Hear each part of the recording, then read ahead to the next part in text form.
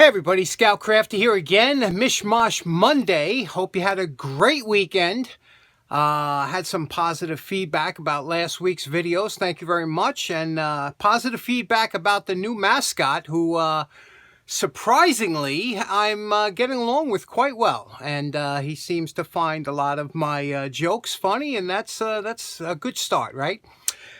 Couple things to talk about today. First off, I want to talk about, I have a big collection of scissors, which we'll get into probably the end of the month, but I wanted to clean one up first. So let's get a quick look at what we're talking about. Okay, today's first project, we're going to be looking at these these are pretty rare. You don't usually see these around. First of all, let me show you the size of these monsters. They're 13 inches long, so they're a large pair of scissors.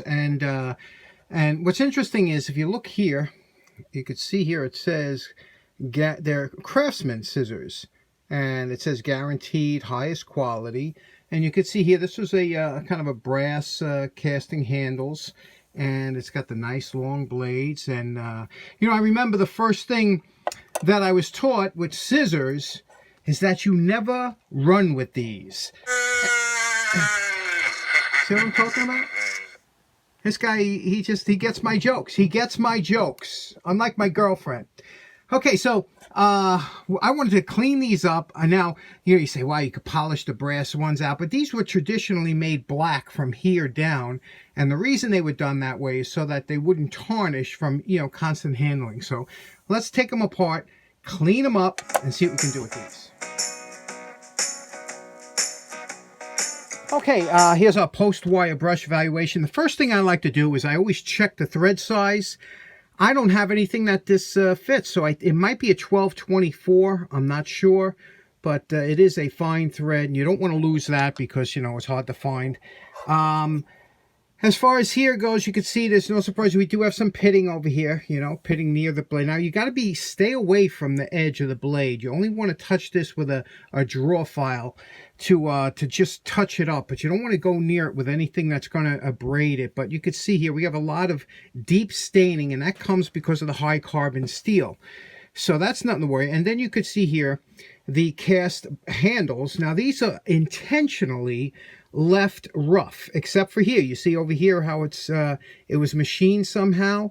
That's because this part is left to be shiny, and this part is meant to be painted. That's why it's left intentionally rough, so that it will grab the paint. You can see there's two casting sizes, a number 7 and a number 5. So I guess it tells you which is left and which is right.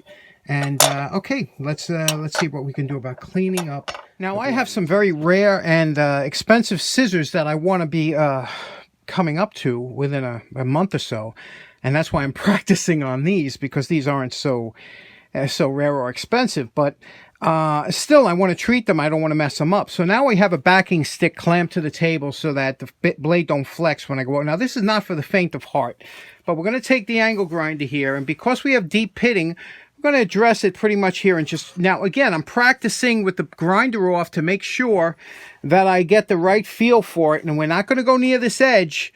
We're just going to take it down to here and just get out some of these staining and pits and see how we do with that.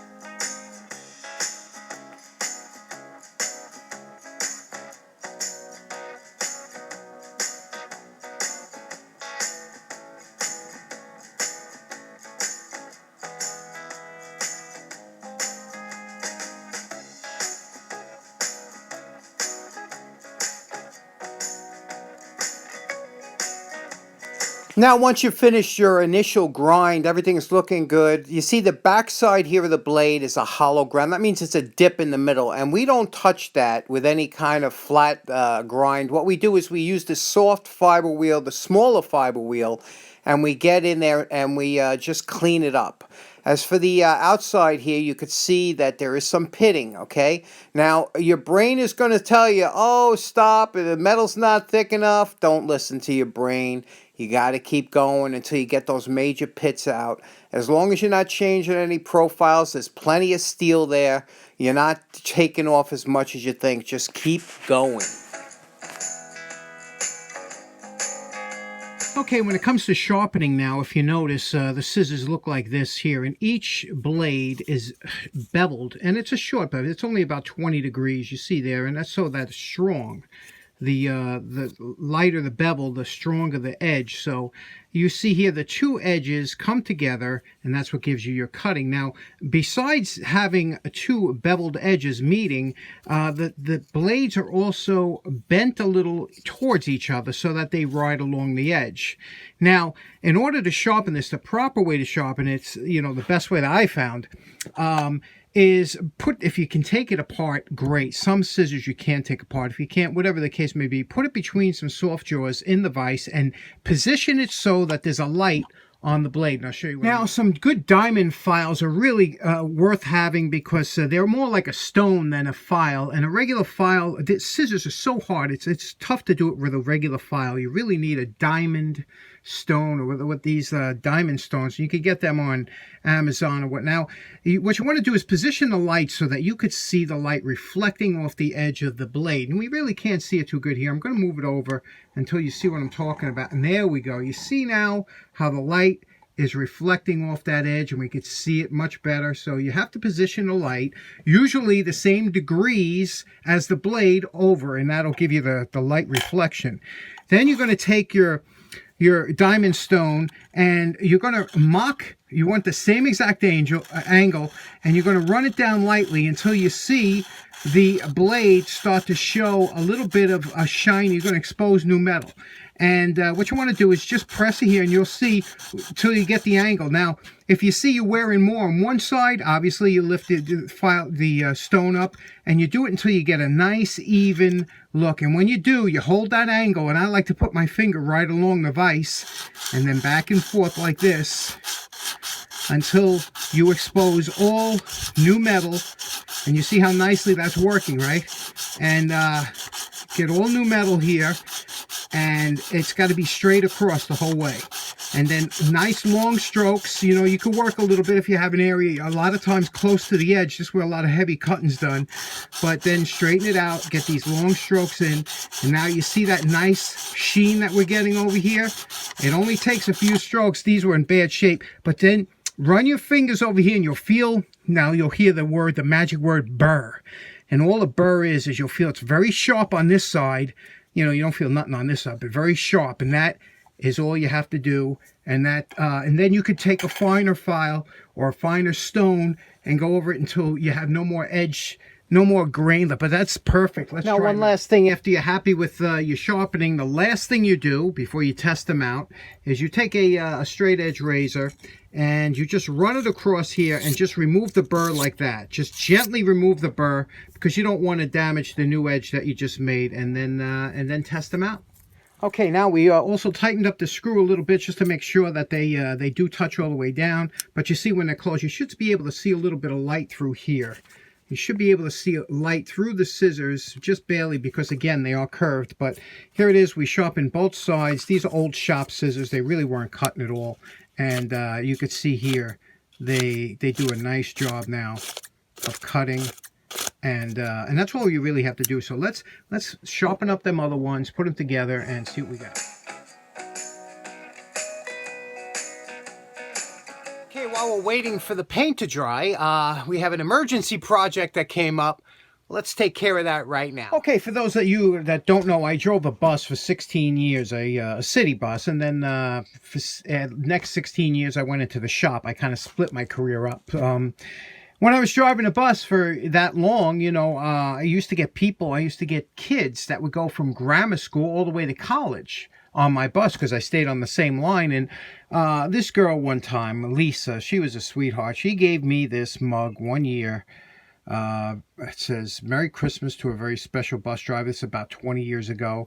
I've had this mug. I use it all the time. And you know what happened? Of course, the handle popped off. Now, the handle popped off, and this is always a weak point of these mugs. And because they're added kind of the same way you would think they were added, they make the mug is separate, and they kind of add this in the after. Now, if you get a clean break like this one is here, It's usually a quick and easy fix. You can use a lot of things. Now, a lot of times they'll tell you to use a CA glue.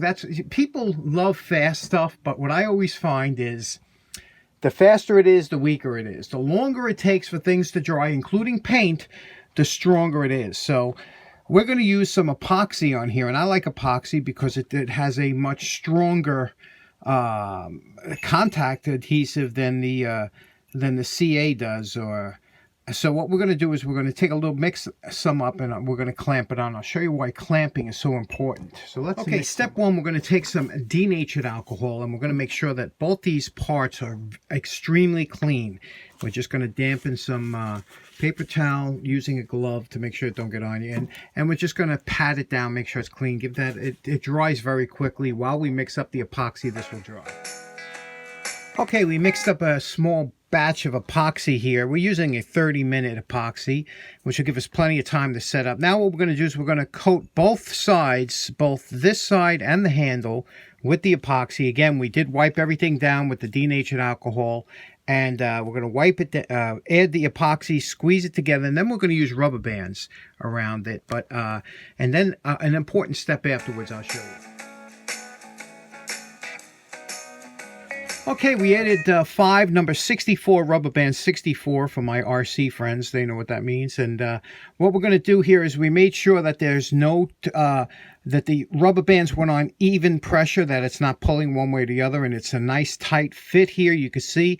And now what we're going to do is we're going to take some Q-tips with some rubbing alcohol, isopropyl alcohol, and we're going to wipe around here and get rid of that excess epoxy that oozes out. Now you could leave that on there. It would make for a stronger bond, but epoxy tends to yellow over time, and it would make for an unsightly repair. So we're going to get most of that off there, whatever we can get off, using the Q-tips and alcohol. Now once everything's set up, I like to add an additional clamp on here, because the tighter you clamp 2 articles together with that epoxy in there, the stronger the bond will be. Clamping is extremely important. Now there was a little chip of over there. You could see there was a little bit of a chip missing from when it broke, but the epoxy will fill that in. You can always touch it up with white paint, but that's a repair that you can be pretty confident with. And if you have a neighbor come over for hot coffee or scalding tea, this is the mug you would give them. Okay, it's been 24 hours on the furnace. It is solid as can be. I would say it's as strong as original because, you know, the way it's put on there, but it is not going anywhere. And I only use this for cold beverages anyway, but it is a sentimental repair. And speaking of mugs, you know, we spoke about this last week. I just want to cover this real quick. Couple people were saying that they like this because they said it doesn't spew coffee over their truck or whatever when they're on bumpy roads. But I don't know if you're in your section, in where I live, there was always a lid with a flip top that sealed this, that looks like this. I'm showing it in black because it shows up better, but if they were white, and that's the kind of lids we had. So this was replacing those lids, which this one makes no seal. The other one you could reseal. This one here, you know, once you take this out, what do you do? And then some people are saying that it was to stir. It's not a stirrer, because a stirrer, like the ones they have in Starbucks, has a small ball at the end, and it also is a much longer one that you can, you know, the idea of stirring is there's sugar or something in the bottom and you want to stir it up. You know, having a stirrer that's 2 inches long is just would just be ridiculous. So just cover now that. You know my favorite part. Remember what these Craftsman scissors look like before we started? And we're calling this project done. You know, shears are one of those things that they look easier than they are. Another project, but let me tell you, these were they were pretty bad off, but now they are, you know, look at them. They look beautiful, don't they? Let's take a look at what we did here. Remember here what it says Craftsman. And we're able to keep all that, obviously, polish this out, painted this, and now that was, it looked like a Japanning, so I did it with just a gloss black Rust-Oleum enamel, so, you know, to keep the look of what it was original. Couldn't get every single pit out, but we damn near got this look pretty close, right? It looks pretty good, but we couldn't get all the pits out. And like I said, you don't touch the insides because that's a hollow grind, but as long as you get it looking so it and working, and listen to this. This is important. Listen. Okay, this is the key. Is it's got to cut. It's got to cut sharp. It's got to cut nice, you know. And this is something that is very satisfying, you know. And scissors or shears in the shop, I use them more than any other tool. But these, you know, because they're so long, they're more of a fabric shear or something. Remember, the angle of the blade determines the duty of the shear. So if you have a steep angle, you might want to save those for cutting fabrics and things like that that are difficult to cut. Whereas if you have more of a blunt edge or more of a general purpose, a lot of people, sail makers use these, carpet people to cut carpet, textiles, things like that. They have all different scissors. We'll go through that at the end of the month, but really happy with the way these came out. These are again the Craftsman. I don't know the model number. I haven't never seen another pair like these. So these are in the closing. Thanks very much for tuning in. I hope you have a great start of your week. Take care now. Bye-bye. It's always satisfying. Always fun. How many of these things do you do?